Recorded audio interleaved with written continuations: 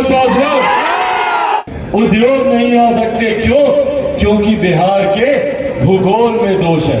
याद है ना, बोले थे ना मुख्यमंत्री कि बिहार के भूगोल में दोष है, इसीलिए यहाँ पे उद्योग नहीं खुल सकते। मुख्यमंत्री जी, दोष बिहार के भूगोल में नहीं, आपकी नीयत में है। आप चाहते ही नहीं कि बिहार का युवा पढ़ लिख जाए, आप चाहते ही नहीं कि बिहार के युवा को अपने प्रदेश में बेहतर शिक्षा, बेहतर रोजगार मिले। क्योंकि अगर बिहार का युवा पढ़ लिख गया तो वो भी आपसे सवाल पूछेगा जैसे चिराग पासवान आपसे सवाल पूछता है। और इस बात से डरते हैं मुख्यमंत्री नीतीश कुमार जी, इस बात से घबराते हैं और इसीलिए वो नहीं चाहते कि कभी हम लोग आगे बढ़े। और यही कारण है कि आज आजादी के 75 साल के बाद भी बिहार पिछड़ा प्रदेश है। आज भी बिहार से पलायन होता है, आज भी बिहार के युवा दूसरे प्रदेश जाते हैं। इसीलिए साथियों, आज आग्रह करने आप लोगों के बीच आया है। जरूरी है बिहार को विकसित बनाना। जरूरी है जो संघर्ष हमारी पिछली पीढ़ी ने शुरू किया था, उस संघर्ष को अपने अंजाम तक पहुंचाना। बिहार फर्स्ट, बिहारी फर्स्ट, इसी सोच के साथ आगे बढ़ता है। बिहार फर्स्ट, बिहारी फर्स्ट बिहार में बेहतर शिक्षा, बेहतर रोजगार की बात करता है। क्यों बिहार में आईटी सेक्टर नहीं आ सकता? क्यों बिहार में उद्योग नहीं खुल सकते? क्यों बिहार के बंद पड़े उद्योग चालू नहीं हो सकते? ये तमाम चीजें हो सकती हैं, पर जरूरत है सिर्फ इस सोच की। इसीलिए साथियों, आप लोगों से आग्रह करने आया, चिराग पासवान पूरी मेहनत, पूरी ईमानदारी के साथ मैं अपने प्रदेश को विकसित राज्य बनाने की दिशा में प्रयास कर रहा हूं। पर चिराग पासवान अकेला कुछ नहीं कर सकता। जरूरत है मुझे आप सबके साथ की, आप सबको चिराग पासवान बनकर गांव-गांव, घर-घर तक बिहार फर्स्ट, बिहारी फर्स्ट को पहुंचाना होगा। बनेंगे चिराग पासवान? दोनों हाथ उठाकर बताए, बनेंगे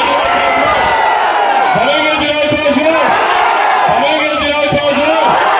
साथियों, ये वादा आप लोगों से करता हूं, आप एक कदम चले, मैं 100 कदम आप लोगों के साथ। जब तक अपने प्रदेश को विकसित राज्य नहीं बना लूंगा, तब तक मैं भी चैन की सांस नहीं लूंगा। ये संकल्प आज आप लोगों के सामने करके जाता हूं। साथियों, अपनी बातों को समाप्त करने से पहले ये विश्वास आप लोगों को दिलाकर जाना चाहता हूं।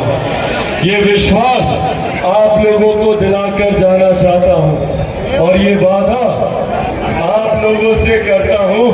दिखाइए, शिक्षक संघर्ष मोर्चा, बताइए, ये हालात है हमारे प्रदेश के कि हमारे प्रदेश के, खोलिए उसको भैया, पूरा खोलिए, ये देखिए, ये हालात है हमारे प्रदेश के जहां शिक्षकों को सड़क पर उतरना पड़ता है। हम लोग के संस्कारों में हम लोगों ने शिक्षकों को भगवान से बढ़कर दर्जा दिया और उस प्रदेश में हमारे शिक्षकों पर बिहार सरकार लाठी चलाने का काम करती है। इससे ज्यादा शर्मनाक और कुछ नहीं हो सकता।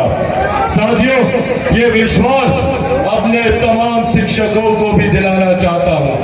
आप लोगों के लिए संघर्ष लोक जनशक्ति पार्टी रामविलास भी कर रही है। सिर्फ ये बिहार शिक्षक संघर्ष मोर्चा नहीं है, आप लोगों के हर संघर्ष का समर्थन लोक जनशक्ति पार्टी रामविलास करती है और ये वादा इस मंच से करके जाता हूं। इस सरकार से तो प्रयासरत हम रहेंगे ही अपनी मांगों को पूरा कराने को लेकर, पर जिस दिन बिहार में बिहार फर्स्ट, बिहारी फर्स्ट की सरकार बनेगी, ये वादा करके जाता हूं, पूरा किया जाएगा। साथियों, बस ये वादा करता हूं, चिराग पासवान जब तक जिएगा आप लोग के लिए जिएगा। चिराग पासवान जब मरेगा तो भी अप्रैल से मरेगा, ये वादा करता है। इन्हीं शब्दों के साथ एक बार फिर से आप सबका बहुत बहुत धन्यवाद। साथियों, हम लोग हर परमंडल में, हम लोग हर जिले में ये सभा का आयोजन हम लोग कर रहे हैं और आने वाले दिनों में पटना के गांधी मैदान में 28 नवंबर को, जिस दिन मेरे नेता, मेरे पिता आदरणीय रामविलास पासवान जी ने लोक जनशक्ति पार्टी की नींव रखी थी, स्थापना दिवस 28 नवंबर को पार्टी का होता है। इस 28 नवंबर को पटना के गांधी मैदान में एक विशाल जनसभा हम लोग आयोजित करने जा रहे हैं। आप सबको और आपके पूरे परिवार को, आपके पूरे गांव को अपनी तरफ से मैं आमंत्रित करता हूं, निमंत्रण देकर चाहता हूं कि 28 नवंबर को पटना के गांधी मैदान में सह परिवार पूरे गांव के साथ आप लोग पहुंचने का काम करें। इन्हीं शब्दों के साथ आप सबका बहुत बहुत धन्यवाद और मंच पर मौजूद चितरंजन सिंह जी का हृदय से आभार, प्रमोद सिंह जी का, ऋतुराज कुमार जी का, मौजूद यहाँ पर महेश पासवान जी का, हरेराम पासवान जी का, यहाँ पर मौजूद तमाम हमारे प्रमुख साथियों का मैं एक बार फिर से